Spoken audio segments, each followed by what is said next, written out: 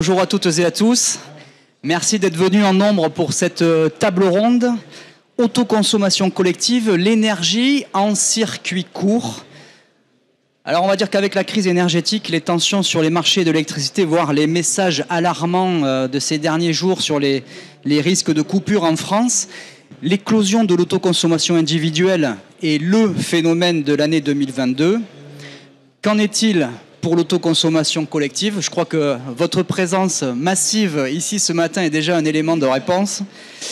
Nous avons un peu plus d'une heure avec nos intervenants pour vous dresser un tableau, si possible, réaliste du sujet. Quelle rentabilité de ces projets pour les clients, les producteurs? Quels modèles économiques? Quels sont les freins? Quels sont les ingrédients pour moi, collectivité ou entreprise, si je veux me lancer en 2023? Un chiffre d'abord, 102.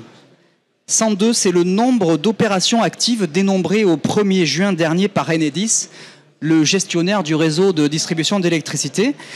102, c'est un score modeste qui a quand même doublé en un peu plus d'un an. Dans le détail, on voit que ces opérations réunissent en moyenne 2 producteurs et 11 consommateurs.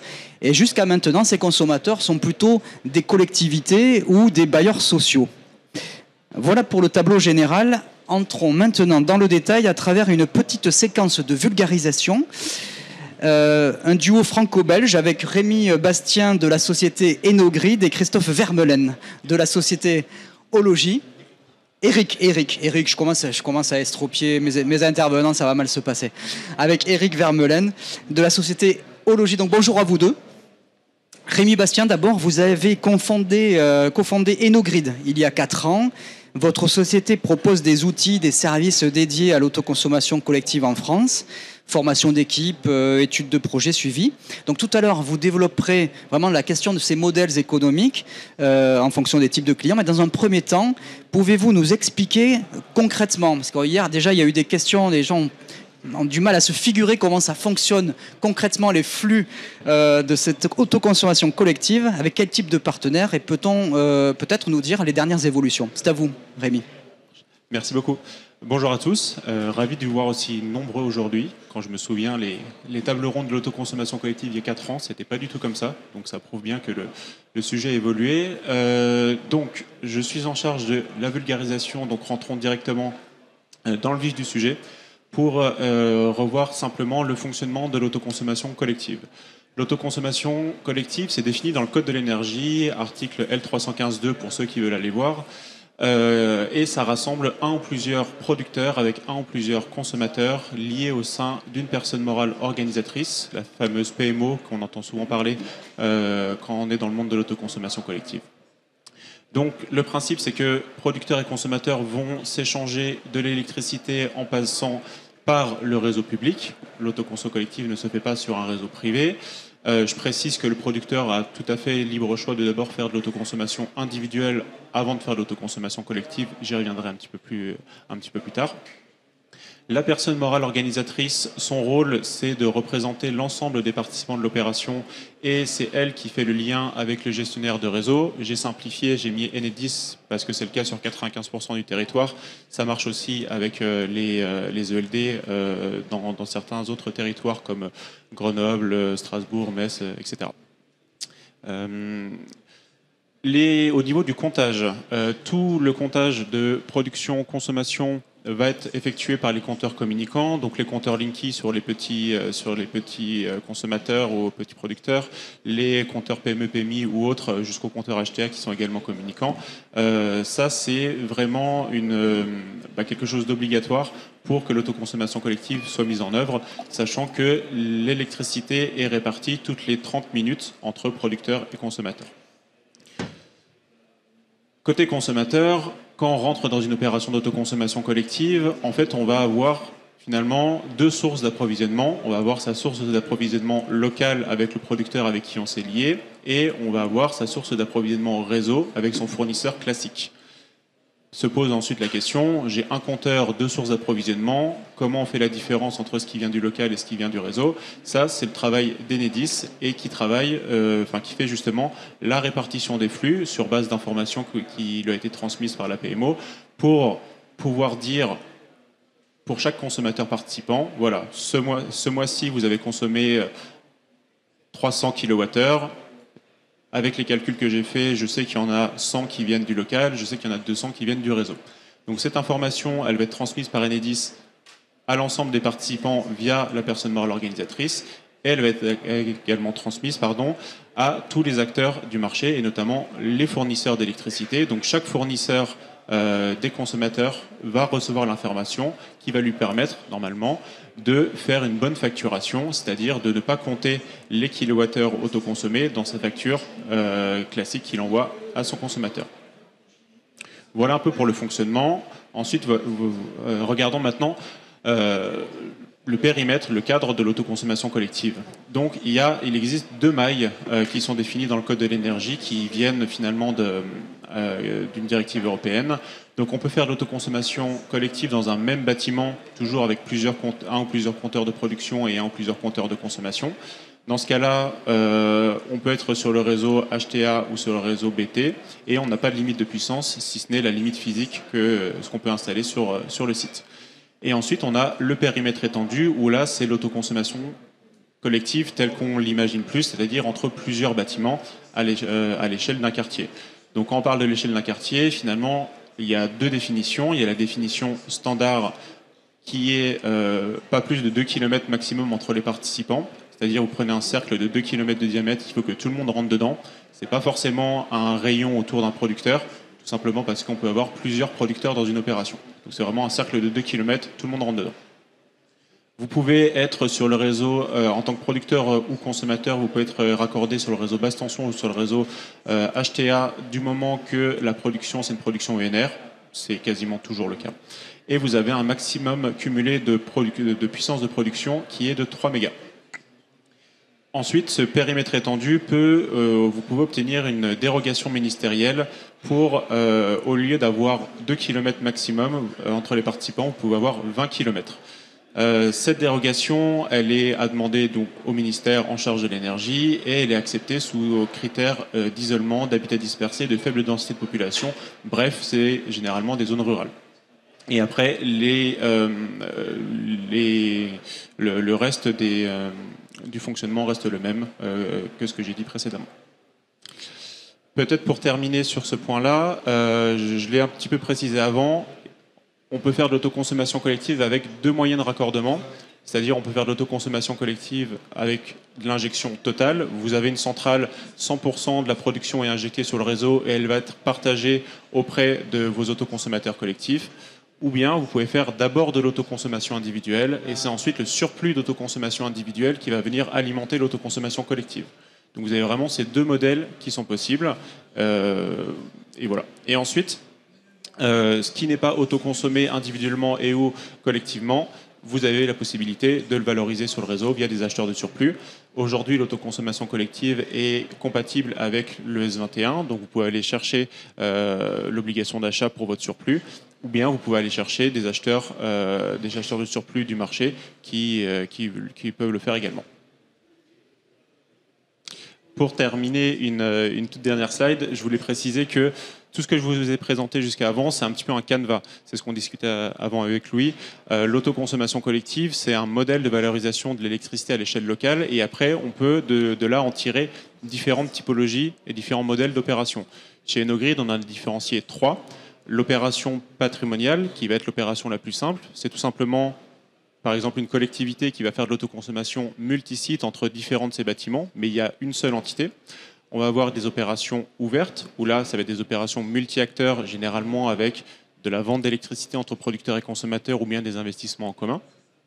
Et ensuite, on peut avoir des opérations sociales portées par des bailleurs qui vont produire et partager l'électricité avec leurs locataires, pas forcément dans une recherche de valorisation économique, mais plutôt dans une recherche de valorisation sociale pour faire baisser les charges de leurs locataires. Merci pour ce travail de vulgarisation. Donc il y a beaucoup d'informations qui ont été données là par Rémi Bastien. On va pouvoir y revenir, je vous rassure, à travers un petit jeu de questions-réponses après. Mais effectivement, on ira un peu plus loin sur le côté modèle économique en fonction de cette catégorisation, on va dire, de type d'acteurs. côté vulgarisation, on a besoin aussi d'un œil extérieur, c'est celui de Eric Vermeulen. Bonjour, rebonjour à vous. Donc vous êtes le directeur du marketing de la société Ologie, qui est basée en Belgique. Et dans les projets d'autoconsommation collective, c'est vous qui apportez les solutions, notamment avec vos logiciels, solutions informatiques. Donc un peu plus tard dans cette table ronde, vous allez nous donner un retour d'expérience avec votre voisin sur un partenariat en France, cette fois, où vous dupliquez quelque part ce que vous avez mis en place en Belgique avec des syndicats d'énergie. Mais d'abord, moi j'aurais aimé votre œil, donc on peut passer sur peut-être la présentation, la seconde présentation, sur un retour d'expérience en Belgique. Comment est partie l'autoconsommation en Belgique? Est-ce qu'elle répond aux mêmes besoins? Est-ce qu'elle est mise en musique de la même façon? Comment vous voyez notre début de développement au niveau français? Est-ce que vous pouvez nous expliquer? On va attendre un tout petit peu. Est-ce qu'on peut mettre le support suivant peut-être pour... En attendant, j'ai été coaché hier, pour ne pas dire frites et une fois. Donc normalement, ça va aller. Hein. Alors... Oui, non, ok. En fait, pour répondre à votre question, tout d'abord pour revenir un petit peu sur notre société, on est vraiment un éditeur de logiciels. Je suis un des fondateurs, on existe depuis 17 ans et on travaille dans le secteur de l'énergie à 100%. On a 170 personnes en France, Belgique, Pays-Bas et on a des solutions pour les GRD, les ELD, les fournisseurs et pour les opérations d'ACC qui actuellement représentent une part relativement modeste de notre chiffre d'affaires, mais par contre, c'est un domaine dans lequel on investit, notamment avec notre partenaire, le groupe Sorégie, énormément, et qui est un levier de croissance important pour les prochaines années. Ceci étant dit, pour revenir à votre question, en fait, je préfère parler de partage énergie plutôt qu'autoconsommation collective. Le partage énergie, il existe déjà depuis un petit temps, et donc plusieurs pays ont développé leur propre dispositif. Et parmi les pays pionniers, il y avait la France, il y a la Suisse et la Belgique aussi. Donc ils ont développé un cadre pour le partage d'énergie, mais qui n'était pas aligné, synchronisé avec les directives européennes. Donc en 2018-2019, 2 directives européennes sont venues compléter le partage d'énergie, encadrer le partage d'énergie, et viennent rajouter une complexité puisque la France, la Belgique avaient déjà un mode de partage d'énergie et la directive européenne en a amené 4 autres. Donc parmi ces 4, il y a l'autoconsommation collective au sein d'un même bâtiment, ça c'est un mode. L'échange de pair à pair, c'est-à-dire entre deux entités. Les communautés d'énergie renouvelable et les communautés d'énergie citoyenne. Donc, vous voyez déjà la complexité, puisqu'on a 4 modes de partage, plus ce qui préexistait dans les pays. En Belgique, les raisons qui ont motivé à développer le concept de partage d'énergie sont un petit peu les mêmes qu'ailleurs. Donc, le partage d'énergie, ça coche un peu toutes les cases, c'est local, ce sont des circuits courts, c'est du renouvelable, en théorie. Et donc, ça parle beaucoup aux collectivités. Et d'ailleurs, en Belgique, on a avec 5 collectivités qui regroupent quand même 4,5 millions d'habitants, créé une société commune pour justement porter le partage d'énergie dans les municipalités et dans les parcs d'activités économiques. Et c'est avec cette structure que vous avez donc notamment un projet un peu emblématique. C'est ça que j'aurais aimé que vous nous en parliez peut-être d'emblée, parce que après on va partir sur nos retours d'expérience français à nous. Ok. Alors un projet, c'est un des projets qu'on a en Belgique et qui est très intéressant parce qu'ici il combine une éolienne et un champ photovoltaïque. Donc c'est une éolienne de 2,2 MW. Il y a un champ de 120 kW crête et qui regroupe des acteurs, des entreprises privées, des acteurs publics, syndicats d'énergie et également des hôpitaux, des centres de soins, des EHPAD, voilà. Et ce qui est très intéressant, c'est que tout de suite, on a une puissance, parce qu'une éolienne ça tire, donc vous voyez que en un an, on a 5,7 mégawattheures de production, qu'on doit contracter intégralement vers le produit. C'est, je pense, à vous seul autant que tous les projets français, non? C'est à peu près, si on prend la partie l'autoconsommation totale de ce seul projet, c'est plus ou moins la totalité qui est autoconsommée en France. Et donc, ça c'est une particularité par rapport à la France, puisque vous me demandez un regard différencié, c'est que en Belgique, le producteur n'a pas le rôle principal, c'est la PMO. Donc c'est la PMO qui contracte avec les consommateurs et avec les producteurs l'achat d'énergie. Et donc ici, le producteur, qui est EDF Belgique, nous a vendu la totalité de sa production, ce qui apporte évidemment un risque pour l'opération, parce que si on n'est pas, si on n'arrive pas à utiliser la plus grande partie de cette production, on se retrouve avec un surplus que EDF nous rachète à un prix sympathique, mais pas avantageux. Et donc, dans la construction de l'opération, on devait avoir des acteurs qui permettaient, on devait limiter le nombre d'acteurs pour essayer d'avoir le taux d'autoconsommation le plus haut, au lieu de viser un taux de couverture très élevé. Et ça, en France, c'est pas la même incitation? Mais en France, premièrement, non, parce que le producteur, c'est plutôt le producteur qui tire, c'est lui qui facture en fait le client final. Dans la loi, en tout cas, il peut déléguer à la PMO, mais c'est assez différent, oui. Et donc, qu'est-ce que je peux dire? Donc ici, on a essayé de viser d'avoir des acteurs qui ont une consommation très stable, comme si on était sûr de couvrir, parce que les éoliennes, ça tourne beaucoup l'hiver, le week-end, et donc c'est pour ça qu'on a un hôpital qui lui a une consommation très prévisible et qui mange pas mal, pas mal de cette production. Et sinon, bon, ça c'est le bilan technique qu'on a. Donc on est arrivé quand même à autoconsommer 5,1 gigawattheures, ce qui représente près de 90%, et avec un taux de couverture qui reste intéressant pour les participants, puisqu'on atteint 35,4%. Et donc finalement, le surplus de 611 mégawattheures a pu être géré et in fine, quand on a signé le contrat avec le producteur, les prix n'avaient pas encore explosé sur le marché de l'énergie, mais leur prix de rachat nous a ramené, le rachat du surplus, en fait, nous a ramené de l'argent aussi. Donc voilà. Alors si je voulais, je peux passer au bilan économique, comme ça. Alors on peut y aller direct. Ou bien après. Hein, on peut y aller direct, effectivement, comme ça on boucle là-dessus. Donc je ne vais pas rentrer dans le détail, bien sûr, sur les différentes composantes de coûts. Mais donc globalement, en fait, ce qu'on nous a octroyé au niveau du gouvernement, c'est plus ou moins 30 euros, un petit 30 euros par mégawattheure. Et donc c'est sur cette base-là qu'on a, la première année, on a pu dégager 115 000 euros de bénéfices pour les participants, et on vient de faire le bilan pour la deuxième année, et là on est plutôt à 300 000 euros. Puisque bon, par rapport à les coûts de l'énergie ont fortement augmenté, et donc les participants, ça je peux vous dire qu'ils sont très très très contents. Hein. Donc ça nous fait pour la première année 22,5 euros par mégawattheure autoconsommé, mais maintenant on est x3. Donc c'est vraiment intéressant. Merci à vous pour cette... déjà, on est dans le retour d'expérience, mais avec cette vision extérieure. Est-ce qu'il y a à ce stade-là des questions de compréhension, déjà, sur le sujet même posé, explicité par Rémi Bastien, ou ici avec Éric Vermeulen, sur cette différenciation et cette vision du marché français par rapport à nos voisins belges?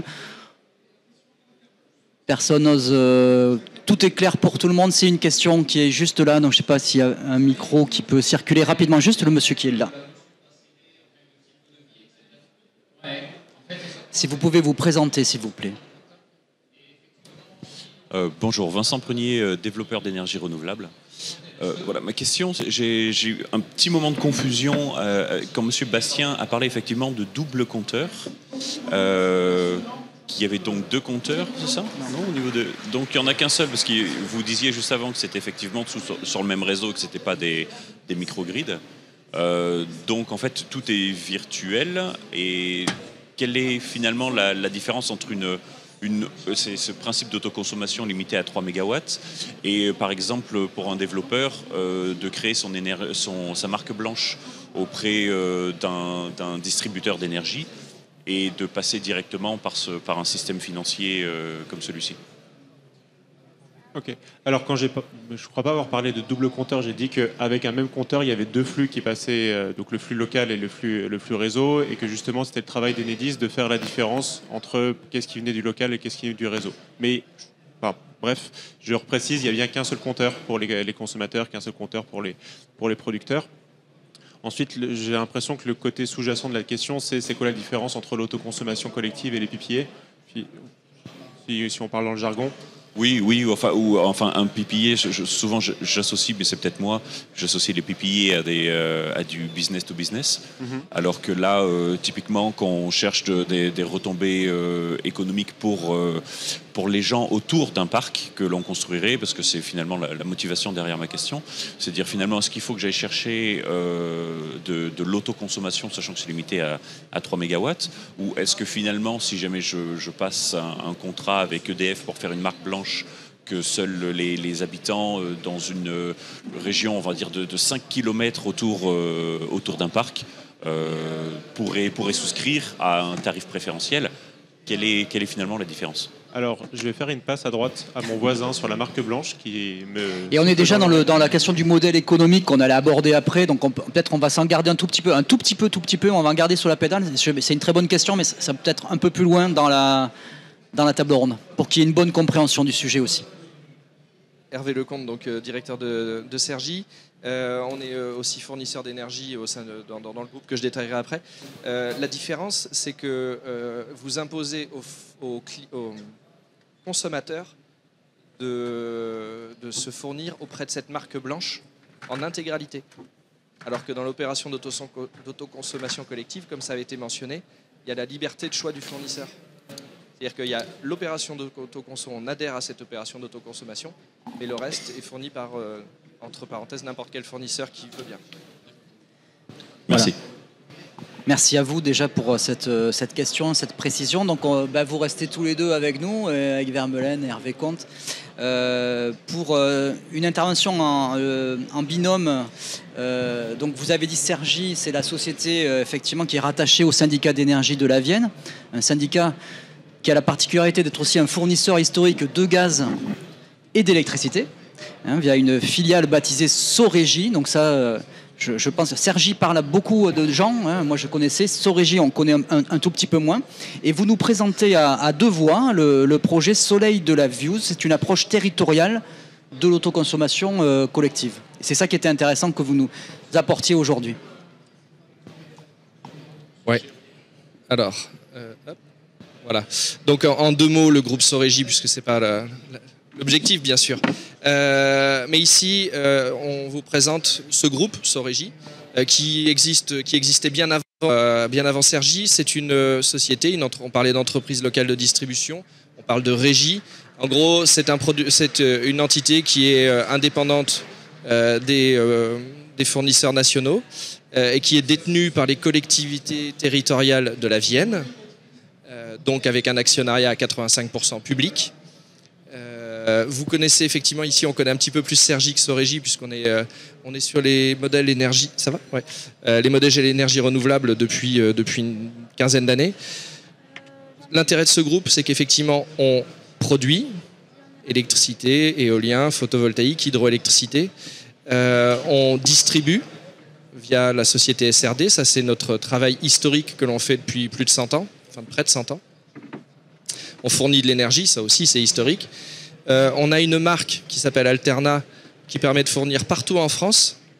Et donc cette entité aujourd'hui travaille bien au-delà du territoire de la Vienne. Et puis on a ce partenariat avec Ecologie depuis l'année dernière, puisque on l'a vu dans la présentation précédente, la gestion des flux, cette gestion des flux virtuels finalement qui se met en place, les sujets d'autoconsommation, mais globalement l'ouverture des marchés de l'énergie nécessite aussi d'avoir des partenaires solides, intégrés et qui travaillent à la fois sur la partie gestionnaire de réseau, mais aussi sur la partie fourniture d'énergie, les flux de facturation. Et dans l'autoconsommation collective, on ne va pas dans la simplification de ces sujets-là, donc c'est important d'être bien équipé. Qu'est-ce qui vous a poussé à partir sur le sujet concrètement là, que vous allez présenter de l'autoconsommation collective, justement en disant waouh, c'est encore un truc hyper complexe, alors que déjà On n'est pas dans la simplicité globalement. Là, on va s'en rajouter encore une belle brique de plus. Pourquoi ? Tout à fait, et ça correspond à cette question. Merci pour la question. C'était vraiment ce sujet, puisque on a déjà Alterna, vous allez sur le site d'Alterna, vous pouvez déjà contractualiser, vous fournir chez Alterna en fléchant votre consommation sur une centrale photovoltaïque ou sur un parc éolien. D'ailleurs, pas que des parcs de Cergy, mais pour la plupart. Donc il y a déjà cette possibilité. Là, c'est toujours dans le sujet de partage de valeur. C'est-à-dire que notre structure, elle est issue du territoire. Comme je le dis, on est sorti du territoire depuis assez longtemps, mais on a toujours été dans l'esprit du partage de valeur, du retour de la valeur au territoire. Retour de la valeur au territoire. Donc ça, c'est ce qu'on a toujours promu et c'est ce qu'on continue à faire. Typiquement, on a des projets en injection totale, on a des centrales de production. C'est ce qui s'est passé dans la Views, Soleil de la Views. Alors je suis passé sur la partie, on reviendra sur vous avez embarqué. Donc effectivement, on reviendra sur Ologie. Le sujet autoconsommation Soleil de la Views. Une collectivité, une communauté de communes qui s'appelle Combrailles, Sioule et Morges avait un terrain sur lequel on pouvait faire une grande centrale de 5 MW. Mais cette structure, cette collectivité était fortement impliquée dans le fait de ce partage de valeur et a dit « Ok, mais il faut qu'on fasse quelque chose pour les entreprises et pour le territoire. Ça ne sera pas que de l'injection totale. » Donc typiquement, on a dit « Ok, partage de valeur, opération d'autoconsommation collective. On l'adosse à cette grosse centrale, ce qui permet de gagner en compétitivité du kilowattheure. Ça, c'est quand même l'intérêt final, et de pouvoir partager cette valeur.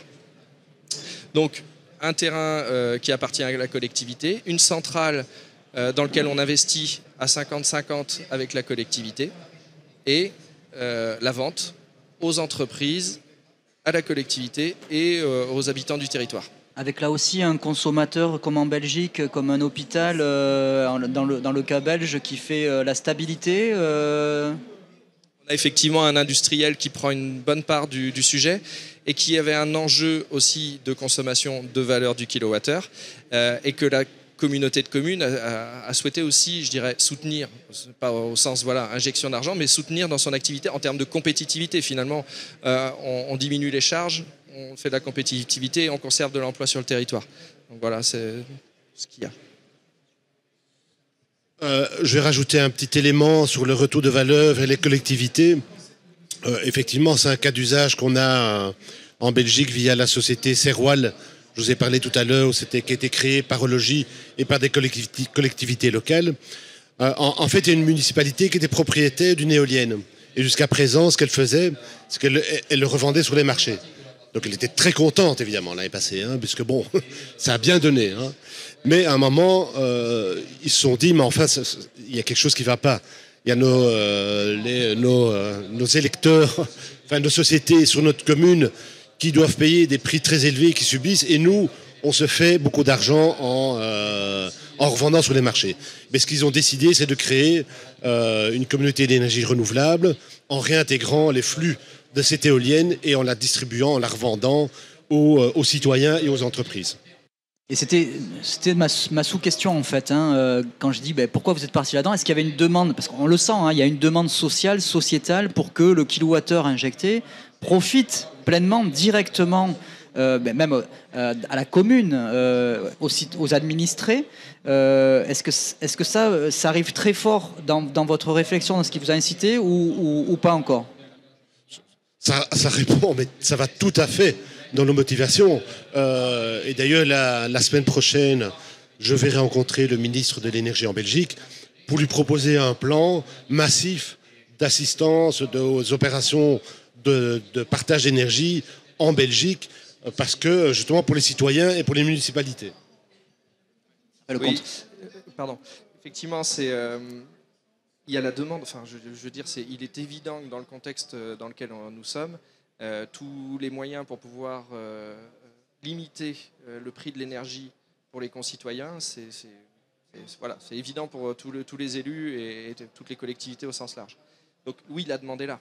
Après, les outils, comme on disait, les sujets de marque, les sujets d'autoconsommation collective, les sujets de pouvoir, dans une structure comme Sorégie, grâce à un sourcing énergie renouvelable maîtrisé les prix de l'énergie et proposer finalement aux clients limiter l'inflation des prix pour les clients, c'est aussi un autre moyen. Et typique parce qu'il y a des endroits où on ne peut pas faire d'autoconsommation, du moins c'est très compliqué de faire de l'autoconsommation collective. Et sur cet exemple de Soleil de la Vieux, vous en êtes où là pour finir peut-être avant, juste peut-être 2 questions publiques et retour très concrètement sur la construction. Nous sommes en cours de construction justement, on est sur une mise en service qui va atterrir au mois de mars à peu près.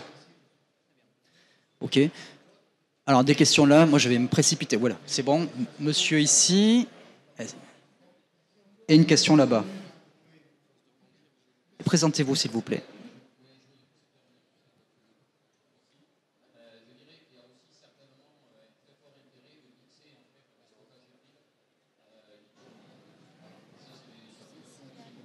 Alors, on entend. Ah, ça y est. Oui, bonjour. Donc, Monsieur De Siqueira, Société Système U, les supermarchés qu'on retrouve notamment en milieu rural. Donc, j'ai une question par rapport à la répartition de l'autoconsommation. Est-ce qu'il serait possible, par exemple, qu'un magasin fasse un projet d'autoconsommation collective, mais récupère, par exemple, au moins 20% de l'autoconsommation? Comment est-ce qu'on peut répartir entre les différents acteurs cette production, en fait? Alors, est-ce qu'on peut garder la question pour après? Là, l'idée, c'était vraiment de rebondir sur l'exemple précis. Je suis désolé de vous frustrer sur la réponse, mais on la garde pour après, peut-être pour Rémi Bastien. Là, c'est vraiment sur ce qui vient vous être présenté sur l'exemple précis de la Vienne. Oui, hop, je vais venir directement. On va gagner du temps. Oui, bonjour, Amaury Pachurka de Swin. Dans le cadre de la Vienne en particulier, donc on a une boîte aussi de développement d'autoconsommation collective, un peu plus avancée sur les technologies surtout. On se place dans le cadre de l'artificialisation des sols. Est-ce qu'un des objectifs maintenus par l'autoconsommation collective, qui est différente d'ailleurs de des communautés d'énergie renouvelable, qui est le projet en Belgique. Le projet en Belgique, attention, c'est pas de l'autoconsommation collective en tant que telle, au sens de la réglementation française. Est-ce que ces objectifs d'arrêter l'artificialisation des sols et plutôt d'aller valoriser de l'habitat ou des bâtiments construits, est-ce qu'ils rentrent dans les objectifs? Question peut-être pour vous, Hervé Lecomte. Oui, pardon, donc on s'écarte de l'autoconsommation collective, parce que ce soit de l'autoconsommation collective, de l'injection directe ou quoi que ce soit, le sujet artificialisation des sols, il est toi-même. Donc le fait de dire, il vaut mieux qu'on aille sur des toitures plutôt que sur du sol, il vaut mieux qu'on aille sur des espaces qui sont sans conflit d'usage, on va dire, y compris la biodiversité. C'est un peu une évidence, quoi. Maintenant, si vous voulez avoir une énergie vient après ça, parce que justement on travaille avec les services instructeurs qui nous disent mais faites des toitures, faites des ombrières, faites des choses sur tous les sur les bâtiments ou sur des bâtiments existants. Ok. Le prix de production du kilowattheure il n'est pas le même. Donc aujourd'hui autoconsommation collective sur des bâtiments, oui, mais on part pas avec le même niveau de départ. Alors en ce moment ça marche. Je pense que si on fait des modèles sur 10 ans ou 20 ans, il faut se reposer la question sérieusement. Oui.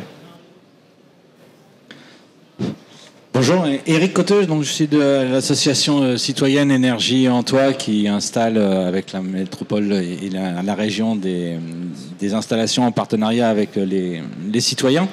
Moi j'avais une question sur en fait l'intérêt de l'autoconsommation. On voit que ça tourne beaucoup autour de l'intérêt financier. Ça coûte moins cher. Nous, notre démarche aussi, elle est, je rejoins la question un peu là, de l'environnement. Et je dirais, quel est l'impact en fait du modèle d'autoconsommation collective sur l'amélioration de la transition? Est-ce que c'est plus efficace, moins efficace? Est-ce qu'il y a des effets induits? C'est aussi important de mobiliser les citoyens parce qu'il y a aussi cette dimension apprentissage aussi. Comment vous voyez cette chose? Éric Vermeulen. Alors, un petit complément d'information. Avant la hausse des prix de l'énergie, l'aspect transition énergétique était tout à fait au centre des préoccupations, que ce soit des entreprises et citoyens. C'est sûr que la hausse vertigineuse des prix de l'énergie a un peu changé la donne et l'aspect coût est très important. Mais, et pour rappel, les directives européennes, un des objectifs, c'est d'accélérer le développement du renouvelable, hein, via le partage énergie. Donc c'est tout à fait dans les principes du partage énergie. Mais il faut dire qu'actuellement, c'est plutôt le coût qui est regardé par les participants. Oui. On va garder les questions d'ordre général pour la fin, hein, si on a le temps et si on est bon. Donc un deuxième exemple, et je pense qu'on peut passer donc du coup à un autre support visuel. Cette fois, nous allons voir ensemble le concept de l'autoconsommation collective appliqué aux zones d'activité économique, donc à un ensemble d'entreprises. Donc peut-être ça répondra aussi à la question par rapport au lien avec les magasins, la part, etc., je pense, puisque c'est la cible de la société Everwatt, une société créée voici 8 ans à Paris, d'abord dans le conseil, puis sur différentes activités de production que je vais qualifier de zéro carbone, et dans un projet intitulé Boucle Énergie, un programme de développement de projets d'énergie renouvelable de 3 MW, donc quelqu'un avait recité la limite haute possible en autoconsommation collective. Première réalisation et premier chantier annoncé au premier semestre 2023 à Saint-Martin-d'Air, tout près de Grenoble. Et pour nous en parler, nous avons avec nous Elia Zalco, chargée de projet à Everwatt. Bonjour à vous. Donc bonjour à toutes et à tous, je suis ravie, donc merci pour l'invitation. Donc ravie de représenter Everwatt et notre filiale Boucle Énergie. Donc pour entrer dans le vif du sujet, comme ce qui vient d'être dit, on a fait le parti pris dans ce projet de venir cibler les zones d'activité économique. Pour recontextualiser, on est parti de différents constats. Donc, à ce jour, il y a une centaine d'opérations d'autoconsommation collective qui ont été lancées en France, faisant en puissance cumulée un total de 5 MW crête. Et donc, avec ce premier projet où on va installer 3 MW crête, on va presque venir doubler en fait la puissance déjà existante en termes de projet d'autoconsommation collective. Ensuite, ça rejoint un peu la question qui a été également posée. On a un souci, une préoccupation de ne pas venir artificialiser des zones qui ne le sont pas. Et donc, les ZAE, ce sont des zones de prédilection, puisqu'il y a beaucoup de zones d'activité économique. Zones d'activité économique, qui sont des zones où il y a beaucoup de foncier disponible, que ce soit en toiture ou en parking, et donc des zones qui sont très intéressantes à revaloriser avec des installations solaires. Et ensuite, on avait aussi l'idée de ne pas se restreindre à une échelle bâtimentaire, parce qu'on a la conviction que l'autoconsommation collective, ça peut permettre de venir faire évoluer le mix énergétique local d'un territoire. Et donc, on a décidé d'utiliser les libertés réglementaires, c'est-à-dire installer 3 MW crête sur une zone d'un rayon de 1 km. Et donc, l'idée est également de venir créer une nouvelle coopération entre les acteurs des zones d'activité économique. On a une diversité d'acteurs sur ces zones-là. Donc, on travaille avec des PMI, des PME. On travaille avec également des bailleurs sociaux, parce que ce sont des zones qui sont proches de centres urbains, et donc avec des ménages qui sont souvent en précarité énergétique. Et donc l'idée, c'est de pouvoir faire profiter également des enseignes qui n'ont pas suffisamment de foncier, et donc qui n'ont pas la possibilité de venir installer des panneaux solaires en toiture ou sur leur parking. Et donc on a lancé notre premier projet à Saint-Martin-d'Air. Donc vous avez la délimitation de la zone avec quelques consommateurs et producteurs qui sont à noter. À ce jour, on a 7 consommateurs, donc 7 centrales qui vont être installées entre 100 et 500 kW crête, et une vingtaine de consommateurs qui ont joint la convention d'autoconsommation collective. C'est un projet qui est également réalisé avec le soutien des élus locaux, donc avec le soutien de la métropole de Grenoble et de la commune de Saint-Martin-d'Air, donc qui a été labellisé Grenoble Capitale Verte Européenne 2022. Et c'est un modèle qu'on réalise en injection totale, donc toute la production qui va être produite donc localement sur la zone de Saint-Martin-d'Air va être ensuite remise sur le réseau, et elle sera revendue. On parlera après des termes économiques. Est-ce que là aussi, il y a une locomotive en termes de consommation on a une entreprise dans la Vienne, un hôpital en Belgique. Est-ce que là, il y a vraiment un leader qui tire, ou est-ce que c'est un ensemble et comment? Alors comment vous y êtes arrivé aussi?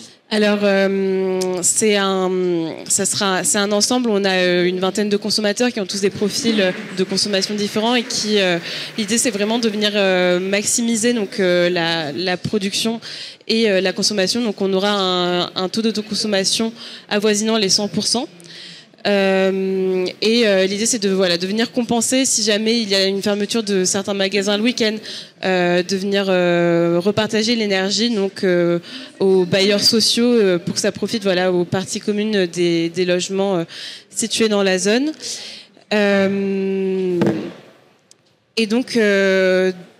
En termes d'outils de production, on est sur du photovoltaïque, donc là, forcément. On est sur du photovoltaïque. Enfin, on est en zone urbaine. Ça pourrait être autre chose? Nous, on est, on est majoritairement sur du photovoltaïque qui sera installé en toiture et en ombrière. Quel stade d'avancement? Actuellement, on a presque fini le dépôt de tous les permis de construire. Donc, on entend d'ici le second semestre de 2023 de commencer à lancer à connecter les premières installations au réseau. Très bien, on peut passer peut-être à... Alors, je vais reformuler, c'est vraiment un premier tour de questions spécifiques sur le projet de Saint-Martin-d'Hers pour que ça vienne expliciter peut-être. Ouais, donc là, il y a une petite question. Le micro, en plus, c'est parfait. C'est parfait. Bonjour, pour me présenter brièvement, je m'appelle Rijouane, je suis étudiant en master spécialisé dans les énergies renouvelables. Et donc j'avais une question à vous poser sur un projet comme Saint-Martin-d'Hers. Pour financer ce type de projet, est-ce que vous passez par des organismes type ADEME, FEDER? Si oui, quelles sont les démarches administratives à suivre pour bénéficier en fait de ce type d'aide? Alors, un projet de ce type-là, donc c'est un projet qui est réalisé en tiers investissement. Donc, on va porter l'intégralité des financements. Mais on est aussi aidé donc on a également des partenariats avec des instituts de financement, donc avec des banques également qui sont choisies en région. Donc, ça sera des banques régionales. Et on travaille également avec le fonds de transition Auxerre sur la zone de Saint-Martin-d'Hers. Voilà. Merci. Est-ce qu'il y a une autre question? Oui, devant. Juste si vous pouvez passer le micro. Oui, bonjour. Marine, Enercop Midi-Pyrénées, aussi spécialiste de l'autoconsommation collective. Je me demandais dans quelle mesure vous intégrez des collectivités, des habitants dans le projet, parce qu'on parle beaucoup d'entreprises. Et après, dans le financement, je me disais de telle opération, s'il y a beaucoup de subventions publiques, est-ce que vous envisagez ce type d'opération sans autant d'aide financière de façon plus indépendante, quoi? Dans quelle mesure ce système-là, pour vous, est reproductible ailleurs, quoi? Voilà. Sur toiture. Alors, déjà, on travaille en fait avec les collectivités territoriales, mais plutôt sur la phase de préfiguration des projets. On a, parce qu'elles ont un rôle de facilitation et de soutien pour pouvoir déployer, donc, comme vous avez dit, après les projets en France. À ce jour, donc nous, on aimerait en faire d'ici 2025 une centaine. Donc ça veut dire avoir ce soutien-là et avoir notamment d'autres partenariats aussi avec, par exemple, des enseignes de la grande distribution. Et donc, on a tout le territoire français, on a des Futurebooks donc à Troyes, on en a une à Nice, on en a une à Chambéry, peut-être. Sans subvention pour le coup? Donc on n'a pas de subvention des collectivités territoriales. C'est un projet qui est fait, on est indépendant là-dessus. On a des aides via des banques régionales qu'on vient chercher donc en région, mais on n'a pas de subvention au niveau des collectivités. Ce qui est des habitants et des collectivités qui participent ou pas au projet, pourquoi elles ne sont pas intégrées dans le projet?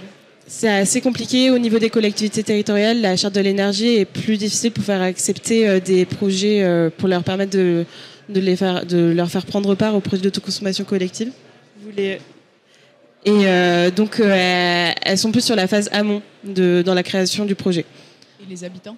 Et les habitants, on sait avec les bailleurs sociaux. Oui, donc c'est via des organisations structurées comme une collectivité, comme un bailleur social, que vous touchez finalement les habitants. peut-être plus par facilité, parce que sinon ça c'est un autre métier d'animation, ça viendrait prendre trop de temps peut-être.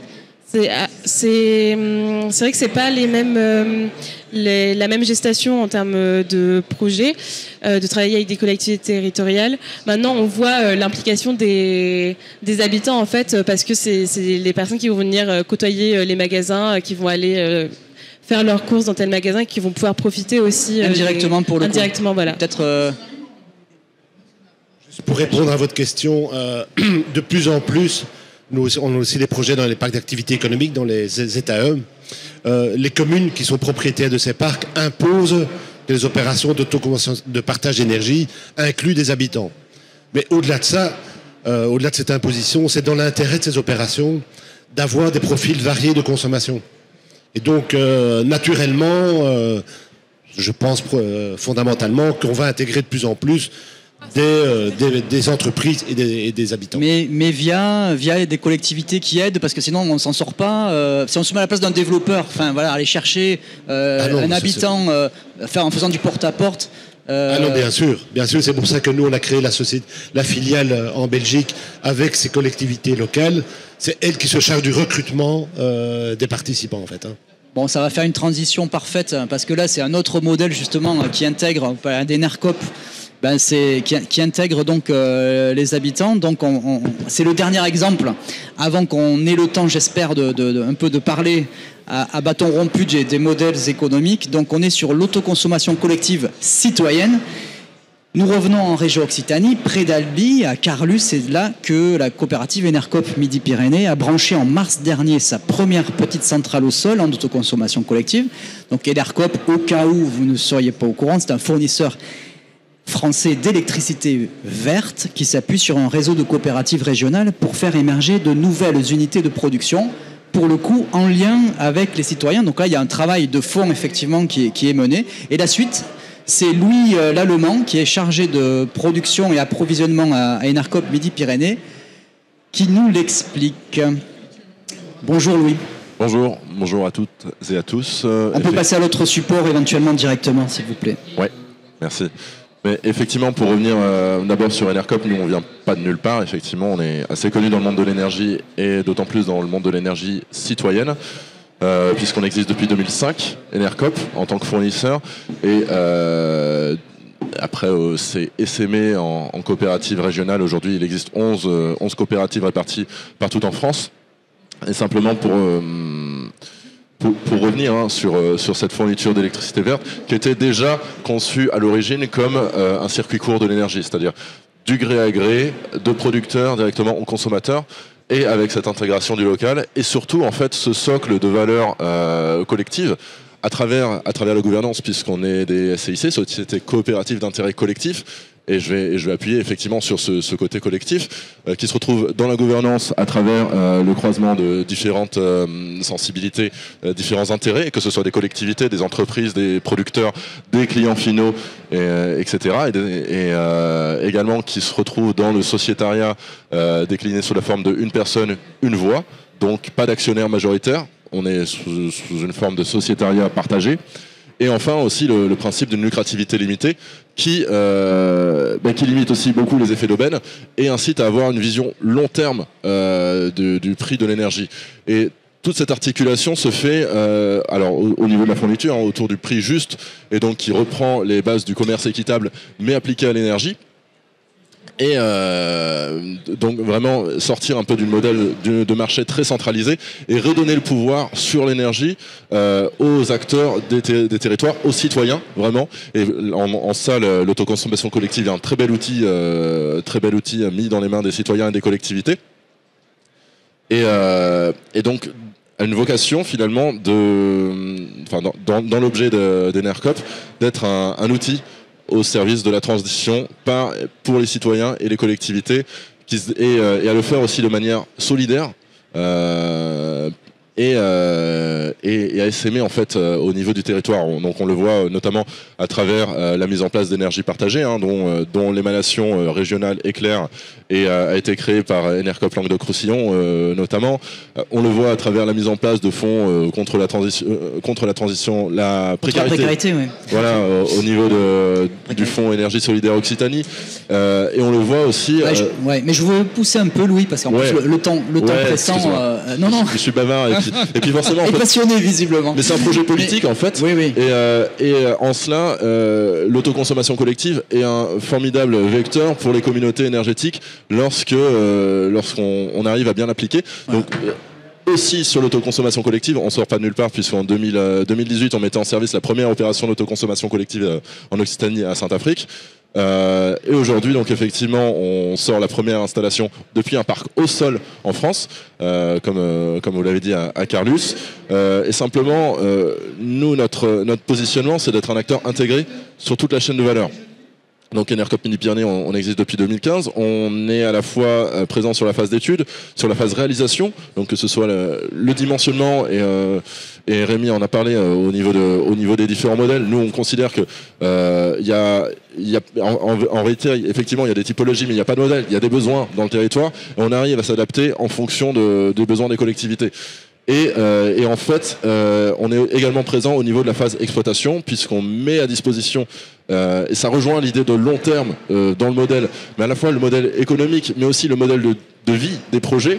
On verra que l'intérêt économique, il est intrinsèquement lié à la viabilité dans le temps de ces opérations et à l'articulation.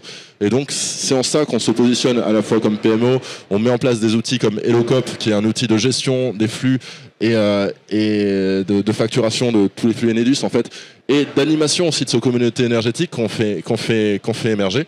Et en cela, l'exemple du coup de Carlus. Comment ça fonctionne concrètement? Si on arrive on a bien compris le côté politique et on voit bien que l'idée c'était au départ la mutualisation quelque part avec ce contrat de gré à gré avec le consommateur. La collectivisation, mais j'irai plus loin. Là, c'est clairement ça va plus loin. Non, mais concrètement, là voilà, c'est le projet. Concrètement, pour reprendre la genèse du projet de Pousse-Pisse. Bon, déjà il s'appelle Pousse-Pisse. Je vais parler un peu terroir, mais parce qu'on est effectivement présent nous dans les territoires. Le projet de Pousse-Pisse s'établit sur une ancienne carrière, donc la question effectivement de l'artificialisation des sols, là on est sur un sol qui est catégorisé dégradé. Clairement il y a eu de l'agriculture au début du 20e, c'était d'anciennes vignes qui donnaient vraiment du mauvais vin, d'où le nom Pousse-Pisse. Juste derrière il y a une carrière, juste derrière il y a eu un parc solaire juste à côté, et en fait ce parc solaire exploité en complément de rémunération et revendu, les acteurs du territoire ne savent aujourd'hui plus qui est l'exploitant, et il reste une bande de délaissés avec des acteurs du territoire, donc les collectivités et des acteurs citoyens, donc Cop de Sceaux, Solena, qui se sont interrogés sur comment faire un projet qui ait du sens pour le territoire et avec une circularité au-delà de l'aspect économique, une circularité énergétique aussi dans ce projet-là. En ce sens, ils se sont du coup rapprochés d'Enercop Midi-Pyrénées, puisque on est sur une bande qui fait à peu près 1 hectare, donc pas de modèle économique pour un projet en appel d'offres creux, pas de modèle. En revanche, un potentiel très intéressant sur l'autoconsommation collective et donc une revente directe aux riverains de ce parc. Donc, j'allais dire parce que le modèle, on commence à le connaître un tout petit peu là maintenant, des petites centrales au sol à Enercop Midi-Pyrénées notamment, vous avez vraiment développé un concept, on va dire quelque part, de ces petites centrales au sol sur des délaissés, etc. Mais c'était de l'injection réseau classique avec ce système après d'avoir des certificats et de pouvoir prouver ensuite au consommateur final que c'est bien de l'électricité verte qu'il a, mais ça passe par le réseau. Là, on est sur autre chose. Pourquoi ? Alors, on passe toujours par le réseau Enedis, dans tous les cas. Les électrons, ils vont sur le réseau, on ne crée pas de réseau parallèle.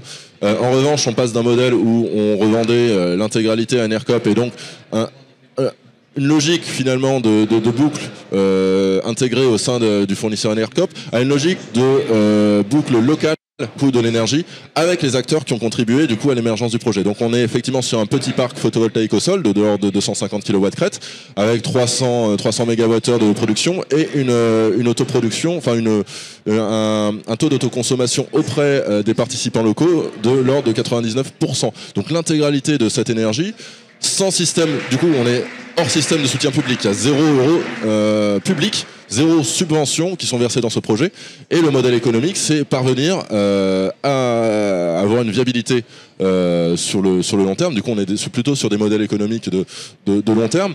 Et pour les participants, on n'est pas non plus initialement, on est vraiment sur un projet dont la genèse c'est 2019-2020, pré-crise de l'énergie. Et l'idée là, c'est vraiment avoir une forme de bouclier tarifaire d'un point de vue énergétique sur une partie de leur consommation. C'est-à-dire que par exemple la commune va autoconsommer pour 50% de sa consommation, et il a la garantie sur cette partie, en tout cas, ils ont une visibilité long terme sur un prix qui va être non indexé sur les marchés, puisque ça va être du prix ça va être vendu au prix de production, quoi. Et donc, est-ce que là aussi il y a un consommateur qui est costaud et qui fait le socle de consommation, ou est-ce que ça foisonne plutôt comme à Saint-Martin?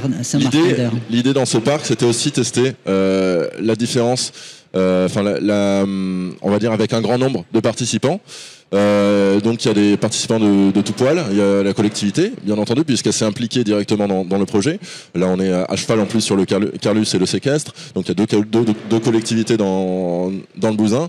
On a également des entreprises locales, notamment une grosse entreprise de tertiaire, et des riverains. Et la question effectivement s'est assez rapidement posée mais en fait à partir du moment où on a un gros acteur, il est aussi en capacité de prendre toute l'énergie, et on pourrait avoir un modèle beaucoup plus simple avec un seul consommateur. C'est pas non plus lié. Là on a quand même des capitaux citoyens qui sont investis dans le projet, on a une implication de la société qui met à disposition son foncier, donc là l'idée, et c'est toute la subtilité de l'autoconsommation collective à travers la clé de répartition, c'est de pouvoir jouer sur l'ordre de priorité aussi d'accès à cette énergie renouvelable, et au-delà du prix juste aussi, la juste répartition. Et on commence à avoir des réflexions qui sont très intéressantes avec les participants de ces opérations d'autoconsommation collective, et qui favorisent vraiment, au-delà finalement de l'intérêt de quelques acteurs, hein, la résilience globale du territoire et des acteurs publics, et concevoir vraiment la centrale comme, alors dans les PLU c'est souvent la dénomination, mais d'un équipement d'intérêt collectif. Et là, c'est vraiment notre philosophie, en tout cas dans le développement de l'autoconsommation collective sur ces moyens de production, quoi. Avant de passer la parole à la salle pour quelques questions précises sur ce projet, si je reformule, si je suis la collectivité de Carlus, ça veut dire que je peux pas avoir plus de X kilowattheures chaque jour qui vient de cette centrale, c'est ça? Ou c'est plus... Alors, plus compliqué. Pas forcément, en fait. C'est quelque chose effectivement à discuter, à voir de quelle manière. Et là-dessus, il n'y a pas de modèle, en fait. C'est quelle est la priorité pour la collectivité, quelle est la priorité pour les citoyens qui prennent part au sein de ce projet. Et on a des collectivités qui décident effectivement d'avoir, puisque ce projet, hein, vous l'avez compris, il est réplicable. Assez facilement et en l'état, et on a des collectivités qui souhaitent tout se réserver, tout comme il y a des collectivités qui souhaitent donner l'avantage d'abord à leurs concitoyens sur l'accès à l'énergie. Donc en fait il n'y a pas de modèle. Nous l'idée c'est déjà pas viser effectivement des surprofits sur ces moyens de production, et avoir aussi une vision de partenariat long terme, sachant qu'il y a aussi des problématiques d'engagement. Donc le fait d'avoir un projet qui soit coopératif, ça permet aussi une implication qui soit aussi d'ordre moral et pas uniquement contractuel dans ce type de projet. Et dans tous les cas, avec les codes de la commande publique, avec l'impossibilité d'avoir des engagements avec les citoyens, on est forcément obligé, si on veut avoir des projets qui soient viables économiquement, d'être dans une relation déjà de terrain et de confiance et de proximité avec les acteurs du territoire. Merci Louis. Alors une ou deux questions de compréhension spécifiques sur le sujet. Et après, on va se prendre 10 minutes sur les modèles économiques. J'espère que vous n'avez pas encore trop faim. Bonjour, Damien Lenoël, bureau d'études Lenoël Hydro. Vous parliez de la juste répartition de l'énergie produite et des clés de la répartition de cette énergie. Je sais qu'Enedis propose une clé de répartition standard. Elocop, je pense que vous avez aussi vos propres clés de répartition. Est-ce que vous pouvez évoquer ce sujet-là sur quelles sont ces clés, quels sont leurs grands principes et leurs avantages, leurs inconvénients? Ouais, alors pour faire simple, hein, vous avez tout simplement la clé de répartition standard, comme vous l'avez expliqué, qui veut que l'énergie produite et consommée est répartie sur les consommateurs au moment où elle est produite et au moment où ils consomment de manière, on va dire, alors je sais plus exactement, mais c'est au prorata en fait de leur consommation. Et vous avez des clés de répartition qu'on va appeler dynamiques, où vous pouvez décider d'allouer en priorité la production à tel consommateur quand il consomme et l'additionnel vers tel acteur, par exemple. Vous pouvez aussi choisir de tarifer différemment en fonction des acteurs. Vous avez une grande flexibilité avec cette facturation, où de toute façon, vous changez aussi de métier. C'est-à-dire que non seulement vous êtes producteur, mais vous êtes gestionnaire d'une opération d'autoconsommation collective. Et à partir de ce moment-là, vous avez avec ces clés de répartition, une grande flexibilité dans les solutions que vous pouvez proposer aux participants, quoi. Peut-être que Rémi voudra... Ouais, pour compléter, en fait, il y a donc clé de répartition dynamique par défaut d'Enedis au prorata de la consommation de chacun. Ça, Enedis est capable de le faire tout seul, tout simplement parce que c'est une simple règle de 3 avec les données de production et les données de consommation. Et ensuite, on peut avoir des clés de répartition personnalisées. Là, en fait, le choix est totalement libre. La simple chose à savoir, c'est que c'est à la PMO de calculer ces clés de répartition et de les transmettre à Enedis dans un temps imparti. Donc derrière, tout ce que vous avez à faire avec des guillemets, c'est traduire ce que vous voulez faire en algorithme. Cet algorithme va vous calculer vos clés de répartition en fonction des données de production et de consommation et vous les renvoyer avec Enedis. D'accord que c'est un peu compliqué à faire avec des fichiers Excel, mais avec des outils, ça se passe très bien. Derrière, il y a des clés qui sont assez classiques, nous qu'on voit, par exemple les clés de répartition par ordre de priorité, par code-part, pour affecter tel pourcentage de la production.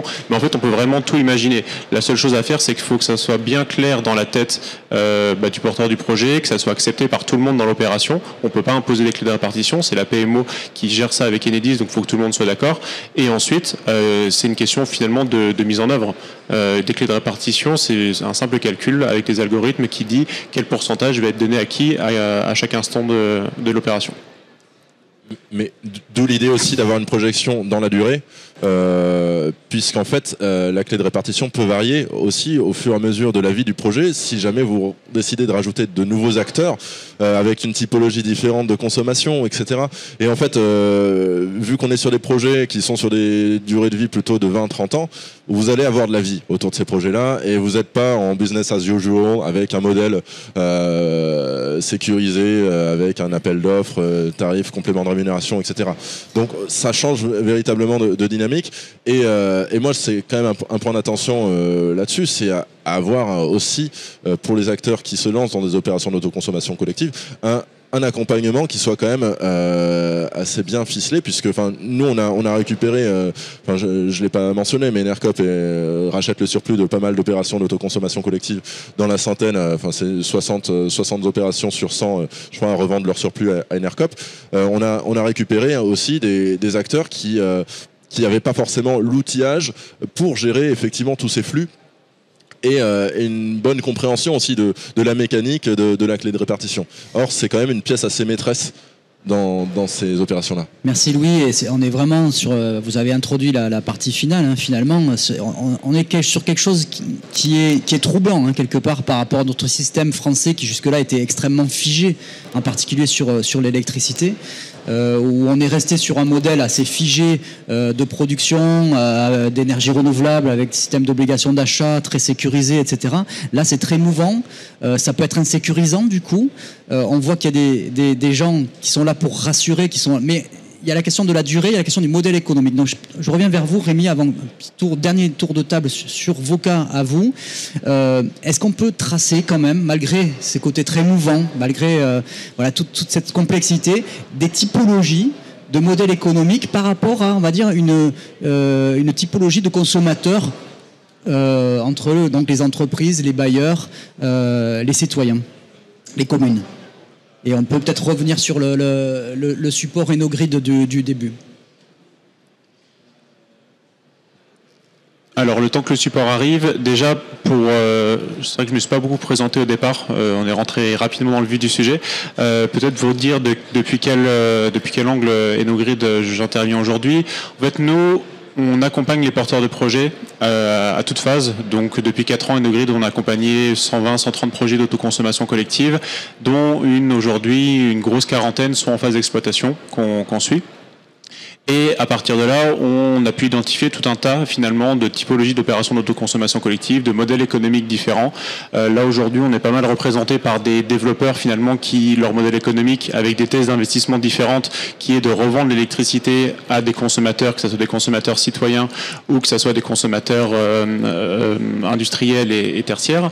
Mais il y a également d'autres modèles possibles et d'autres portages de projets possibles. Les projets d'autoconsommation collective ne sont pas forcément portés par des développeurs, ils peuvent être portés directement par les porteurs de projets, directement par une collectivité, directement par un bailleur social, directement par des entreprises. Donc,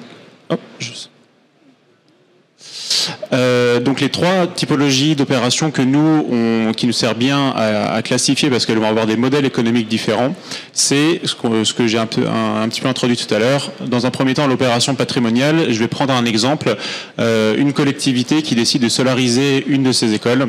On sait très bien que l'école ne va pas forcément beaucoup consommer le week-end et pendant les vacances scolaires, notamment l'été. À ce moment-là, la collectivité peut décider d'utiliser le surplus de l'autoconsommation de cette école pour aller alimenter d'autres bâtiments. La mairie, les services techniques, une piscine, la salle des fêtes, peu importe. En fait, on est dans une opération d'autoconsommation collective au sens réglementaire du terme, mais finalement, c'est une autoconsommation multisite où le modèle économique va être un peu comme l'autoconsommation individuelle, de baisser sa facture, mais pas seulement de baisser sa facture sur le bâtiment producteur, c'est de baisser sa facture sur l'ensemble du foncier qui participe à l'autoconsommation collective. Donc ça, c'est un des premiers modèles qui est extrêmement facile à mettre en place, notamment pour les collectivités, puisque producteurs et consommateurs sont la même entité, elle est directement personne morale organisatrice, ça se gère très bien directement avec Enedis. Ensuite, on a les opérations ouvertes, multi-acteurs, qui ont été pas mal expliquées ici, où on voit un peu le supplément de complexité, on va dire, dans la mise en place. On parle de PMO, on parle de contrat de vente, on parle de clé de répartition et autres. Donc ça, c'est des opérations où on va avoir quand même besoin d'un peu plus travailler dessus, notamment parce que le modèle économique, c'est de la vente d'électricité.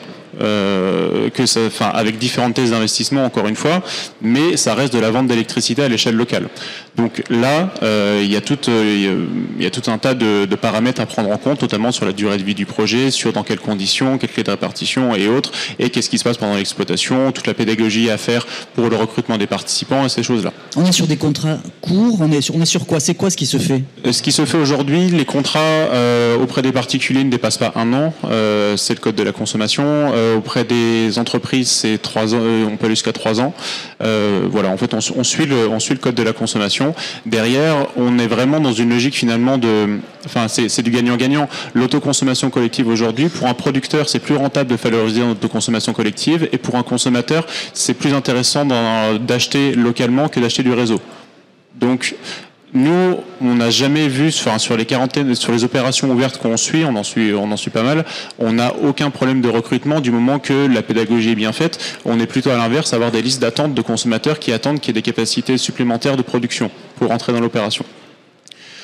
Et le dernier modèle qui nous tient à cœur aussi, parce que ça permet de faire de belles choses et ce qui montre bien que l'autoconsommation collective, c'est un modèle, c'est un outil qu'on peut adapter à différentes situations, c'est les opérations sociales.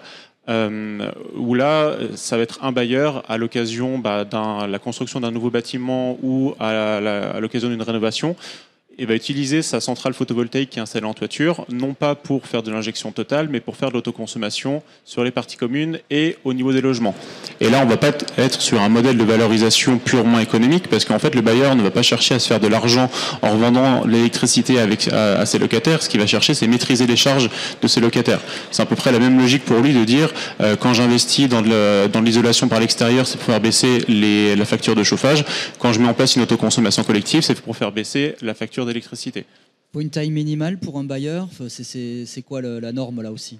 On ne fait pas rentrer des gens en autoconsommation collective pour leur faire bénéficier de 3-4 kWh par mois. Donc, faut que les gens y voient un intérêt. Aujourd'hui, on voit qu'à peu près 0,5, 1 kWh par logement, c'est quelque chose qui marche assez bien. Après, évidemment, ça dépend des régions, ça dépend de l'orientation, mais hors de grandeur, c'est à peu près ça. Merci beaucoup, Rémi, pour ce travail de vulgarisation. Sur les projets, alors Louis a déjà bien développé NERCOP éventuellement, il a le droit à la parole quand même sur un élément qu'il n'aurait pas donné sur cet aspect très précis de contrat avec quelques éléments. Mais est-ce que vous pouvez, sans déflorer des choses confidentielles, nous donner des ordres de grandeur sur... alors ok, on a compris que sur les durées de contrat, il y a le lien avec la réglementation, mais sur des tarifs, sur des modalités particulières dans le modèle économique. Est-ce que vous pouvez nous donner les uns les autres des éléments sur les projets que vous avez présentés ? Alors, concernant le projet sur les zones d'activité économique, il faut savoir déjà que les 3 MW crête, ils couvrent seulement 12% de la consommation d'une zone. Donc nous, on vient vraiment apporter une solution complémentaire au mix énergétique des participants. Et donc pour le modèle économique, en fait, toute la production, on reste propriétaire des installations, toute la reproduction est remise sur le réseau Enedis et on va venir revendre. En fait, on va faire une décote basée sur les 3. Donc dans le cadre de Saint-Martin-d'Hères, on s'est basé sur les 3 derniers mois de 2021 comme période de référence et on a appliqué un tarif préférentiel. Et donc sur la moyenne des 20 consommateurs qu'on a dans le cadre de ce projet, on est sur un prix du mégawattheure autour de 135 €. Donc, ce qui est assez quand même bénéfique pour les consommateurs, sachant qu'on aimerait couvrir pour chaque consommateur entre 30 à 40% de leur consommation. 135 € le mégawattheure. Et là, du coup, comme c'est les entreprises, c'est sur 3 ans Alors, c'est des contrats de 20 ans. C'est un contrat de fourniture d'énergie de 20 ans. Contrat de fourniture d'énergie sur 20 ans, avec une actualisation, avec... Après, comme l'a mentionné Louis, c'est assez évolutif. Donc, les producteurs peuvent rompre le contrat s'ils le souhaitent, peuvent demander un démantèlement des installations. Et on accueille aussi de nouveaux participants au sein du projet. Merci. Alors, du côté de la Vienne, comment ça va se présenter ? Non, c'est intéressant, très intéressant cet échange effectivement, puisque comme on dit effectivement 3 kWh pour un client, quand derrière il y a des coûts de facturation, qu'il y a des coûts d'outils, et qu'il faut qu'on tienne ça pendant 10-20 ans, la taille à peu près d'un modèle économique d'une installation photovoltaïque ou autre, ça veut dire qu'effectivement, ça revient un peu au sujet des toitures que j'évoquais tout à l'heure. On peut se projeter, on peut imaginer plein de choses, mais il y a un moment, il faut bien faire des calculs, parce que si on doit tenir dans la part des factures des clients des coûts ou des modes de fonctionnement très compliqués qui rendent le système non viable, ou des coûts de l'énergie pour des entreprises dans 15 ans qui seront peut-être complètement déconnectées de ce qu'il y a sur le marché, ou très très déconnecté, ce qu'il y a mais dans le mauvais sens. C'est-à-dire aujourd'hui, forcément, pardon, je dis 130 €, aujourd'hui c'est compétitif. On espère tous, plus ou moins, que ça le soit un peu moins dans une dizaine d'années, par exemple. Et avec la cannibalisation du photovoltaïque, ce sera peut-être encore plus un sujet.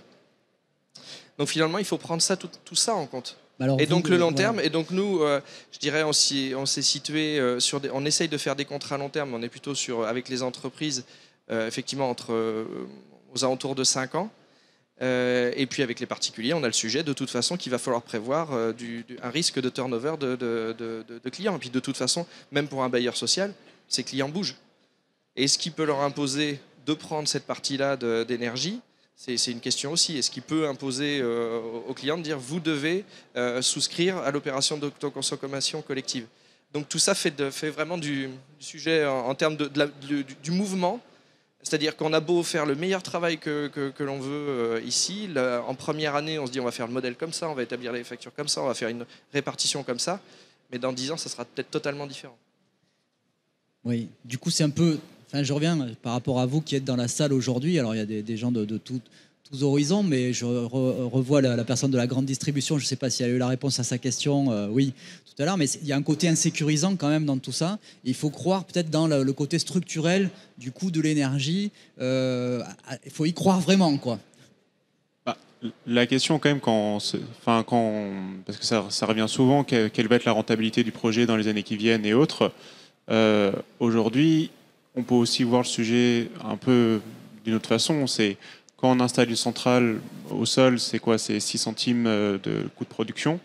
En toiture, c'est à peu près 10 centimes. Ça, c'est sur 30 ans. Donc, est-ce qu'on est confiant de se dire qu'on est prêt à on est prêt à investir dans un moyen de production qui va produire de l'électricité à ce tarif-là pendant 30 ans et qu'on va pouvoir valoriser ou pas? Finalement, je pense que beaucoup de gens sont prêts à se dire si avoir de l'électricité pendant 20 ans à 6 centimes ou à 10 centimes, ça me va bien. Alors, il y a deux questions, remarques. Je ne sais pas qui... Alors, tu as un complément juste là-dessus, très court, pour qu'on ait le temps d'échanger quand même. Ok, alors il y aura un complément après. Donc, une question courte, on va essayer de faire court. Ouais, donc rapidement sur l'aspect de la rentabilité. Il y a beaucoup de collectivités qui nous interrogent sur est-ce que ça va être rentable. On leur répond, enfin nous dans notre cas, est-ce que d'installer un parc pour enfants c'est rentable? Quelle est la rentabilité de l'installation d'un parc pour enfants? Derrière, forcément, il n'y en a aucune. Mais c'est aussi un service et les collectivités, elles tournent aussi du service. Autour de ça. Ensuite, moi, je voudrais rebondir sur un des projets qu'on mène, nous, et qu'on tient, qui s'appelle Smart Loukila, qui est un projet dans le Gard, qui est aujourd'hui, en fait, une autoconsommation collective avec 15 producteurs, des petits producteurs, une collectivité, du véhicule tout grid, des choses. Et donc, en fait, on en a sorti des tas de modèles économiques différents. Et je vais rebondir et je vous invite tous à venir. En fait, je présente tous ces modèles à 1h30, dans une heure, sur le stand. Voilà, donc je vous inviterai, je ne vais pas prendre plus de temps pour essayer de discuter avec tout ça, mais je vous invite tous à venir. Voilà. Bien vu la promo, bravo. Derrière vous... Je ne peux pas rebondir sur toutes les discussions. Donc, Oui, bonjour. Merci pour ça, José Bello, Enercop, Languedoc-Roussillon. Moi, j'avais une question par rapport à la valo, parce que là, on parle, peu importe, 6 centimes coût des productions, 135, mais là, on parle, je crois, coût électron. Moi, ma question, c'est pour le consommateur final, moi en particulier, et comment ça s'est traduit dans ma facture? Je crois que le prix du kilowattheure que moi j'achète à mon fournisseur d'électricité, le favori Enercop en l'occurrence, et sur le prix du kilowattheure, il y a quand même une partie hors toute taxe. Et puis après, il y a tout ce qui est réseau et toutes les taxes.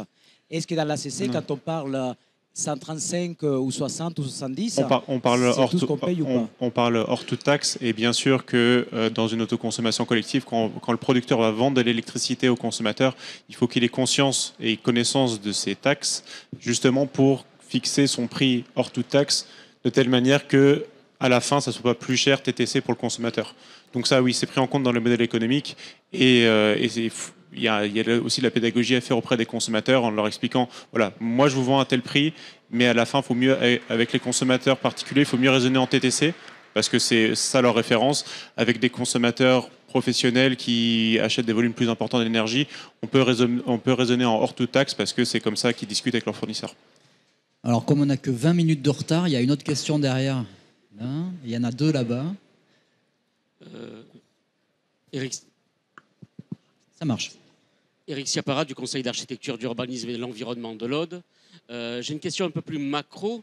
Est-ce que dans un avenir certain ou incertain, avec ce nouveau paradigme, pérenne ou pas, de l'autoconsommation, est-ce que ça ne va pas rebattre les cartes des gros fournisseurs, des gros producteurs en termes de rapport de force? Est-ce que le collectif, l'autoconsommation collective va entraîner une montée en puissance des citoyens, du circuit court en fait? Quelle est la nouvelle géopolitique à venir dans 50 ans ou 100 ans? Alors, c'est une bonne question pour notre voisin belge. Oui, c'est une très bonne question. Alors, c'est clair que les acteurs classiques, les fournisseurs d'énergie, sont plutôt frileux par rapport à ce modèle de partage d'énergie, puisque ça leur retire une production, enfin, une consommation qu'ils pourraient facturer. Mais par contre, il ne faudrait pas non plus tirer des conclusions trop hâtives, parce que actuellement, le prix de l'énergie est très élevé et le partage d'énergie est paré de toutes les vertus. Mais on l'a dit ici, il y a des coûts importants, plus parce que c'est des opérations complexes. Et qui dit complexité dit coût. Des coûts administratifs, de logiciels. Et donc, les opérations sont peut-être autoportantes actuellement, mais elles ne l'étaient pas du tout il y a 2 ans. Et donc, on avait besoin de réduction du TURP, de réduction à gauche et à droite pour que ces opérations soient rentables. Ok. Tout petit complément. Ouais, non, mais peut-être effectivement pour élargir le débat, hein, c'est un vrai sujet qui rejoint aussi l'intervention de Monsieur au premier rang. L'autoconsommation collective, ça peut être un outil aussi de résilience. On parle beaucoup effectivement rentabilité. Il y a quand même un léger paradoxe entre le fait de demander un bouclier tarifaire lorsque ça va mal et aller capter les prix de marché les plus intéressants lorsque tout va bien. Maintenant, l'opération d'autoconsommation collective permet de se couvrir sur une partie de la consommation dans le temps long et ensuite effectivement développer tout simplement les énergies renouvelables sur le territoire localement avec une très forte acceptabilité des citoyens, une très forte acceptabilité aussi des collectivités. Enfin, nous, on voit que la réplicabilité des projets est très intéressante. En tout cas, elle soulève énormément d'enthousiasme, surtout de la part des collectivités, mais aussi des entreprises, et qui nous mène à travailler avec tout un tas d'acteurs sur les AC, sur les Comcom, avec les syndicats, etc. Donc, il y a un vrai engouement sur ce sujet-là. Et juste sur les fournisseurs, il y a effectivement un sujet, puisque les fournisseurs aujourd'hui bloquent notamment sur la facturation et n'ont pas intégré aujourd'hui le fonctionnement. Donc si vous rencontrez des problèmes avec vos fournisseurs, n'hésitez pas à venir nous en parler. En tout cas, nous, on va militer du côté de la Creux. Parce que c'est pas acceptable, tout simplement. Il y avait une question là-bas. Il n'y a pas que les fournisseurs, juste 2 mots. Il n'y a pas que les fournisseurs, parce que les GRD aussi préfèrent facturer le TURP via les fournisseurs de soldes plutôt que directement à la PMO. Parce qu'ils n'ont pas envie d'être face à 500 PMO à l'avenir et aller rechercher leur facture. Alors, il y a 2 questions. Vous allez poser vos 2 questions, après on va les manger. Bonjour. Ah, il y a une 3e, alors là, ça va être compliqué. Sébastien Michel, Urba Solar. J'ai une question. Il y a un acteur qui n'est pas présent sur l'estrade et dont vous avez tous parlé, qui est le gestionnaire de réseau, quel qu'il soit, que ce soit Enedis ou d'autres. Et là, monsieur reprenait la notion de TURP. Aujourd'hui, vous parlez tous de passer par le réseau et vous parlez effectivement du prix de votre production. On parlait tout à l'heure du prix que paye le consommateur. Et entre les deux, il y a l'accès au réseau et il y a les taxes et les contributions. Je voulais savoir quelle était la visibilité, quelle était de l'évolution de ces taxes-là, parce qu'on voit que le TURP, il varie quand même très régulièrement. Alors, est-ce que ça, c'est un vrai frein? Alors, c'est le coût du TURP, effectivement, il est basé sur une assiette calculée au niveau national. Donc, je dirais pour l'instant, ces sujets d'autoconsommation restent marginaux. Donc, c'est pas ça qui va dire mène le prix. Par contre, c'est de se dire, on a un système électrique. Je peux une petite casse la partie dans le groupe. Je vous dis, il y a une partie gestionnaire de réseau. Si la question est de dire on veut supprimer ces taxes, dans ce cas-là, on fait de l'autoconsommation individuelle où on s'isole, on met des batteries, on rajoute des éléments, tous ces éléments-là. Je ne suis pas sûr que, au niveau, enfin, du moins, c'est pas ce que nous on prône. Alors, effectivement, en parti pris, peut-être, mais en tout cas, un collectif, cet outil collectif, le réseau national français qui a été mis en place, ça fait partie des meilleurs en France, dans le monde. Il a été fait sous une base de collectif, justement. On a mis alors certes avec des gros moyens de production, les consommateurs, mais c'est quand même aujourd'hui ce qui nous permet aussi de pouvoir faire ces opérations d'autoconsommation collective parce qu'on peut faire rentrer et sortir de l'énergie. Pour revenir, donc les taxes, oui, pour l'instant, on a cette base, on a ces éléments-là, et dans le modèle économique, ça peut évoluer dans le temps, tout à fait. Une question. Oui. Bonjour, Agathe Henry de l'AREC Occitanie. J'ai 2 petites questions. Pour Everwatt, quel est le taux d'inflation qui est appliqué au tarif de revente de l'électricité sur 20 ans? Et également pour Enercop, pour la centrale, comme il s'agit le propriétaire foncier est différent des consommateurs, est-ce qu'il y a un loyer aussi qui est reversé au propriétaire foncier, qui est communal, j'imagine, confirmé? Merci pour ces questions très précises qui vont appeler des réponses précises et courtes. Déjà pour reprendre par rapport au tarif qu'on a obtenu pour Saint-Martin-d'Herd de 135 €, c'était toute charge compris. Et ensuite, on a appliqué pour cette première boucle un pourcentage d'indexation de 2%, qui sera peut-être réévalué pour les prochaines boucles qui vont arriver. Mais voilà, ce sont les chiffres. Et ma réponse, c'est oui. Parfait, merci. Dernière question là-bas. Voilà, Philippe Lemeau du syndicat de mix des transports en commun de l'agglomération de Clermont. Une question, est-ce qu'il y aura une évolution de la législation sur les fameux seuils des 3 MW et des rayons d'autoconsommation, sachant que les collectivités de taille métropolitaine s'intéressent à des spots de production supérieurs à 3 MW. Là, c'est notre cas. On voudrait autoproduire pour notre propre consommation du réseau de transport en commun, donc les tramways et tout ça. On a nos dépôts-bus qui sont excentrés et qui sont trop loin des points de consommation. Et du coup, la question, est-ce qu'il y a une évolution, est-ce que vous sentez qu'il y a une évolution potentielle de la législation sur ce point? Voilà, boule de cristal. Alors, on va dire dans la filière, ça milite pas mal pour augmenter la puissance max, notamment pour pouvoir intégrer l'énergie éolienne plus facilement, parce qu'une éolienne c'est 3 mégas, donc ça, voilà. Au niveau du périmètre, j'ai l'impression qu'il y a peu de chances que ça bouge de ce côté-là, parce qu'il y a déjà la notion de périmètre étendu, un périmètre dérogatoire de 20 km. Mais je sais que dans certaines zones urbaines, des fois, ça suffit pas. Mais en tout cas, je n'ai pas vu j'ai pas vu ce sujet-là sur la table, alors que le sujet d'augmentation de la puissance, lui, l'est. Petit ajout, le modèle de communauté d'énergie citoyenne instauré par les directives européennes, a priori, n'a pas de limite géographique. Voilà, merci à vous, merci aux intervenants. Merci à vous d'être restés jusqu'à la fin. Rendez-vous éventuellement sur la question du marché du photovoltaïque en 2023 cet après-midi. Et sinon, on vous souhaite un bon appétit. Les ventres doivent être impatients.